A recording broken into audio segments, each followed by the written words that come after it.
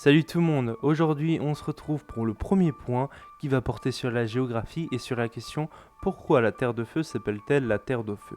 Avant tout, n'oubliez pas de laisser un petit pouce vert ou un partage si la vidéo vous a plu. Allez, bonne vidéo à vous. Salut tout le monde, c'était Blarf le Souffle. Vous ne vous êtes jamais demandé pourquoi la Terre de Feu s'appelait la Terre de Feu?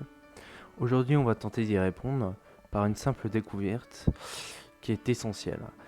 Tout d'abord, localisons la Terre de Feu. Elle se situe au sud extrême de la Terre, c'est-à-dire au sud de l'Argentine.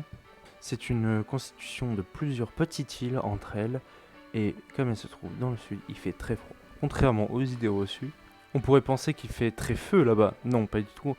En fait, comme elle se situe sur le cercle polaire arctique, il peut faire jusqu'à 5 degrés en été comme en hiver, ce qui reste des températures très basses pour le corps humain. On a découvert les premières traces de civilisation dans ces terres datant de 12 000 ans. Et les habitants étaient donc les Amérindiens. Ils sont principalement chasseurs-cueilleurs, mais aussi pêcheurs. Rappelons-nous tout de même que certains pêcheurs exerçaient leur pratique dans des eaux très froides, étant un peu au-dessus de 0 degré, mais ce qui reste une température très faible pour le corps humain. Partant de ce principe, on peut se demander comment font-ils pour aller pêcher tout ce dont ils ont besoin pour vivre. Eh bien, tout d'abord, leur corps est habitué aux eaux froides.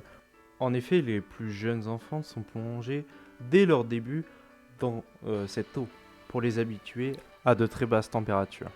De plus, nos pêcheurs ont l'habitude de s'enduire le corps d'une huile issue de la graisse de phoque.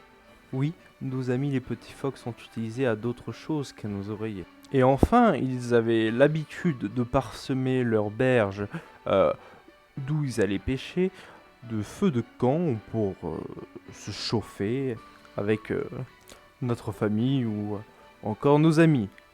Et ces feux sont devenus une image pour cette contrée, puisqu'en 1520, Magellan, débarquant sur le continent espagnol, découvre ces berges parsemées de feux de camp et décide d'appeler cette terre la terre de feu.